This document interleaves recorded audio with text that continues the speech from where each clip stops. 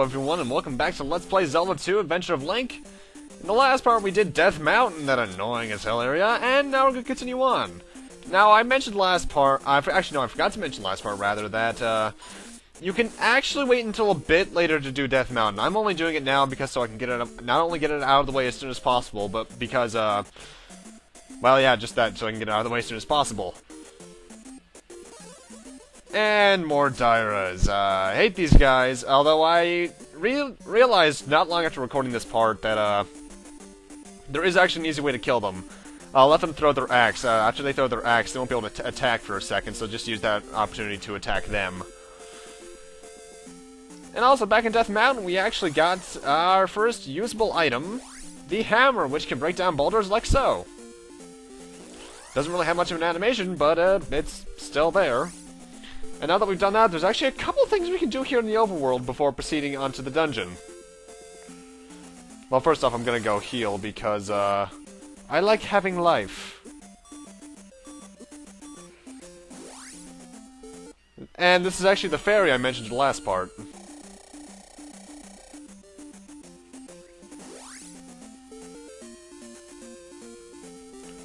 Now, if you recall correctly back when we first entered this area of Hyrule...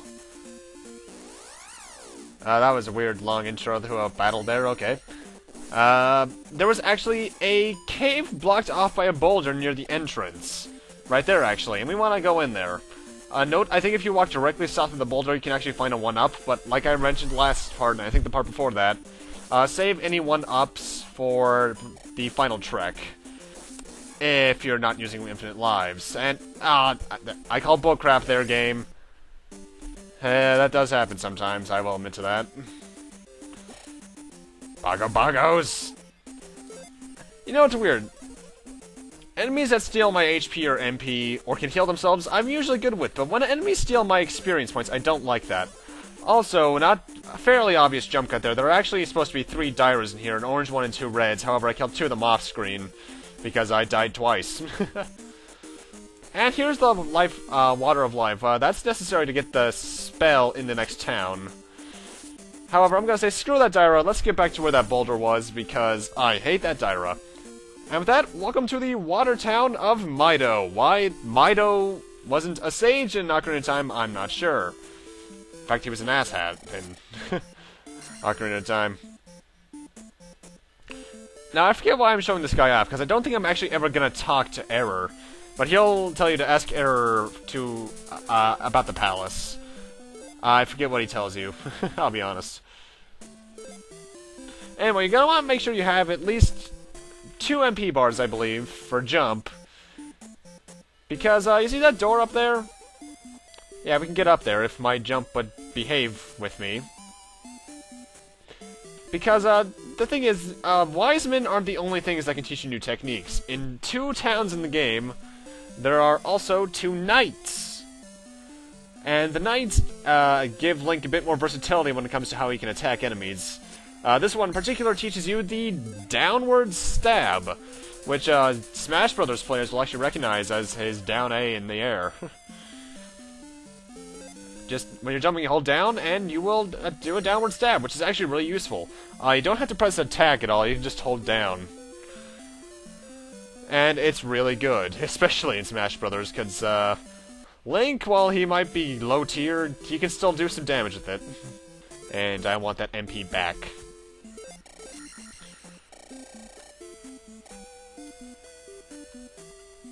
And this lady here, I skip past what she says. She says the Water of Life. Come on inside. This is where the the wise man of the town lives. And he teaches us a rather peculiar spell, which you only have to use a total of twice, though it can be used for some extra stuff. He gives us the Fairy spell. Now, it doesn't summon a fairy to restore your HP, like I wish it did, but instead turns Link into a fairy. You can use it to skip past certain screens and go through certain small passageways. But the big thing is you can also use it to sneak through keyholes, so you don't need to go for keys. The only thing is you need MP for it, obviously. I think it takes almost my entire MP bar at this point. The thing about it is, though, you cannot transform back into Link until you leave the screen that you used it on. So, don't use it everywhere. You could end up screwing yourself. Now let's break open this thing. Hey, a Mew! Which I actually can take out with the, downward stab. I forgot about that. Huh. Oh well. I think this might be one of the last Gorias we're actually going to see in the game. Probably, actually. But the real reason we're in here is for this screen right here, where we find the next heart container. I think there's one, maybe two left. I can't tell. I think it's 2. Yeah, because I recall there being a total of 8 of both magic and life when it comes to, Actually, no, I could be thinking of levels. I forget! Either way, there's still stuff to find.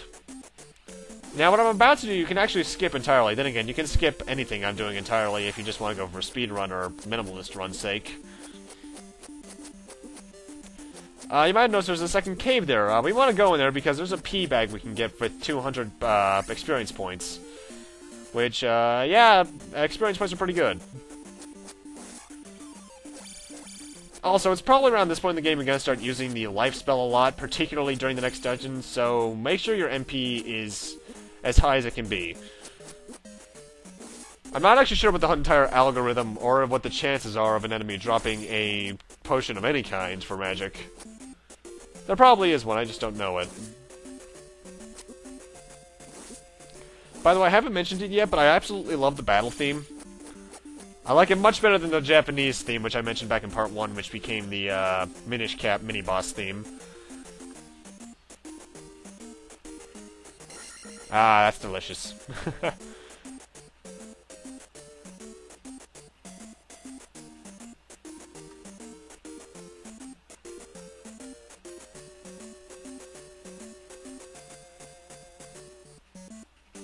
And now we can finally move on to the second dungeon in the game. But first, red potion. Because I like life. That's fairy, don't use fairy. That would be a total waste. By the way, that speedrun I mentioned in the last part that was around 10 minutes long, I watched it and oh my god, that was impressive. How people figure this stuff out, I have no idea. Then again, speedrunners are just really dedicated to that stuff. It's honestly kind of frightening. Then again, you're talking to a guy that used to try and speedrun 03. Just speedrunning Mega Man 03. I'm kind of bad at it. Sure, my record's 4359, but that's Ultimate Mode, so I don't think that counts. Unless there is an Ultimate Mode category. Anyway, welcome to the next dungeon, which is the Midoro Palace. Not that hard of a place, I'll be honest. The first thing we want to do in this dungeon is actually find 2 keys. No, not the bats. Actual keys.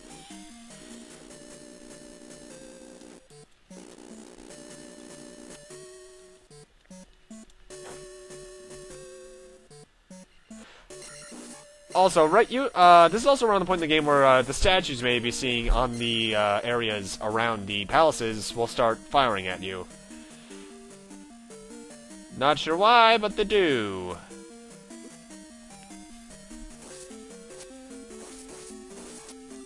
Anyway, the first key we want to find is actually in here with 2 mace throwers, so watch out for that. In fact, also, you'll probably, unless you get game overs, you'll probably get a couple level ups in this place, because there are quite a few enemies. Freaking mace throwers! Thankfully, they won't be appearing for much longer in the game.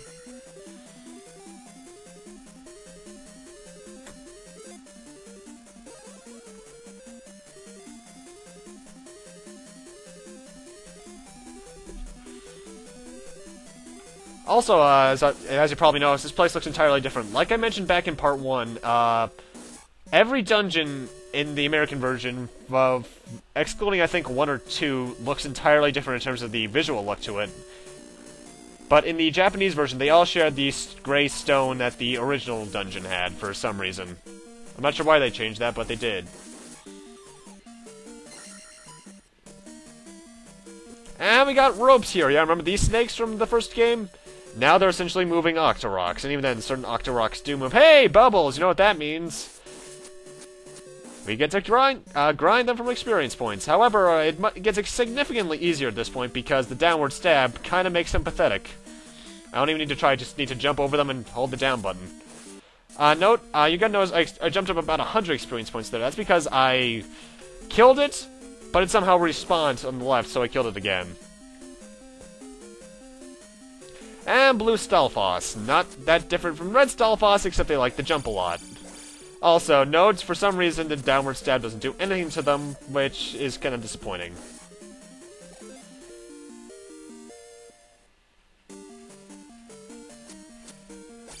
And there's key number 2. We're pretty much good here.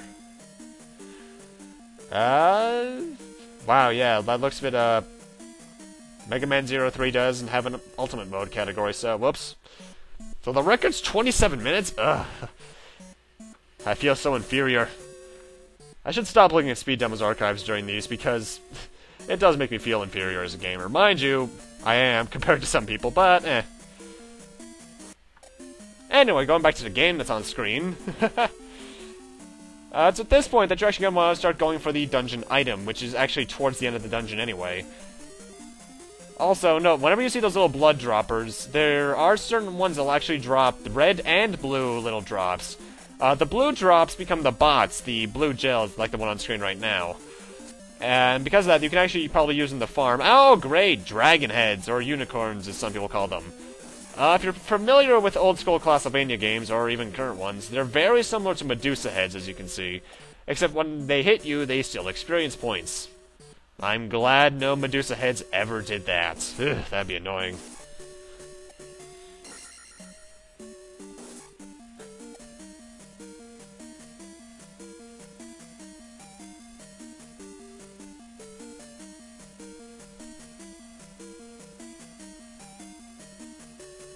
By the way, I didn't mention it enough back in part 1, but I really do love the palace theme.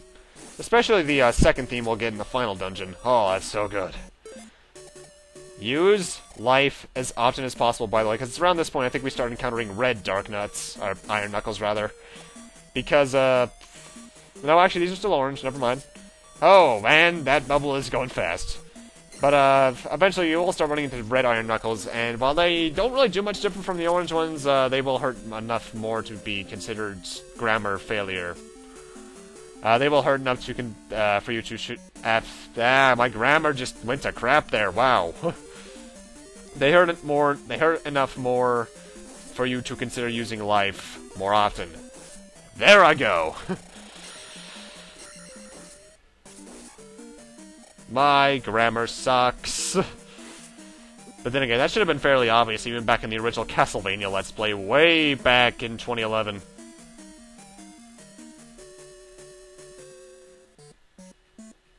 Actually, wait, holy crap, we're coming up on the 3rd anniversary in terms of, for me, for you guys, it's already passed. I don't know, I know that, I'll know that for a fact.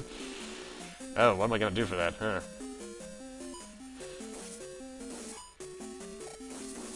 Ooh, P-Bag. Like I think I mentioned earlier, the P-Bags that enemies can drop depends on the enemy itself. Weaker enemies tend to drop the 50 or 100 ones, whereas bigger enemies like Iron Knuckles and Stalfos might drop the 200s. Which are the ones you really want. This is the room where you first encounter red Dark Nuts. Iron Knuckles. I'm gonna do that a lot, by the way. Because honestly, there's not really much of a difference between the two. Until, well, not in the early games at least. Ocarina of Time made it so that Iron Knuckles had Gerudo in them. Spoilers, by the way. And there's the Handy Glove. That is the item for the dungeon. It's also the only one that you actually can use yourself without it being like an automatic usage or for something in the overworld. What it allows you to do is, you may have been noticing throughout the past couple dungeons, there's been these specific looking blocks that look different from the rest of the dungeons. These ones, actually. Now that we have the Handy Glove, we can break them with our sword. So yeah, that's pretty cool.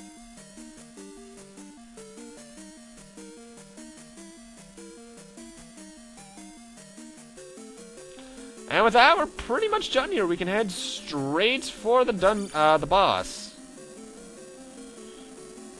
Who is honestly kind of easy. But we got Moa in the way, by the way. That's what these guys are called. They will steal your experience points when they touch you, so don't let them do that. And if you do, well, you're probably doing it on purpose. The fire, however, does nothing.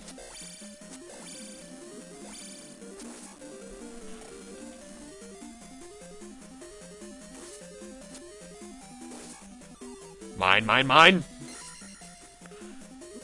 You can block the fireballs with your shield, by the way. Unlike Zelda 1, where I think you could only do that once you got the magic shield. However, they have the tendency to go at angles that you can't hit them with your shield anyway.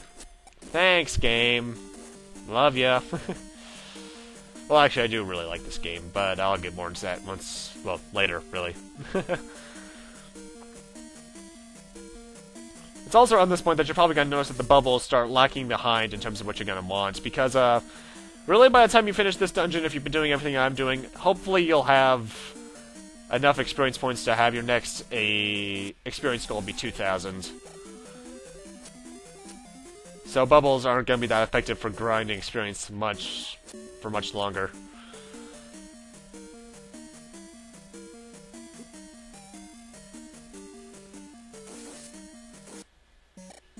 Also, I gotta admit, some of the dungeon layouts, in terms of the way they look, kind of hurt my eyes, because this one, well, right now it looks like it's gonna be a screensaver, doesn't it? Other than the constant tin heads. There we go. That's a screensaver for you. Wait, tin heads, tin suits. I just mixed the tin suits with the boss of this dungeon, huh? I think that might be the masked lace thrower. How often do I do that? Last mace thrower.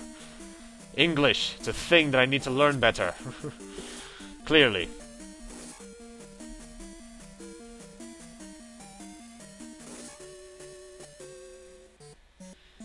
And if you haven't been able to tell at this point, this is one of those games where I love ducking into the music, because you can duck without really doing much. Actually, no, this might be the last mace thrower in the game right here. By the way, be careful with your downward thrust here, because you can potentially trap yourself down in the blocks with an enemy, which means you're probably going to take a bunch of damage. And this is the proper way to get this P-Bag, by the way. Stand right here, duck, and run. I'm going to admit, I hate that thing. I also hate how tin suits don't give you experience points. They really should. Not much, but enough to a point where you can be like, hey! Then again, they were probably not giving experience point totals because it'd be so easy to grind otherwise.